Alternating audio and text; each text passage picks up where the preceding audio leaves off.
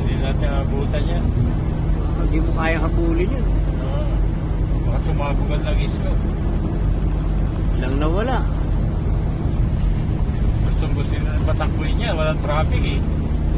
Bawal sila sa mga maraming hams. Sayad yung gitna nila. Wala lang, bilis no. Wala na nga pareho. Yung pulang kusunada ko.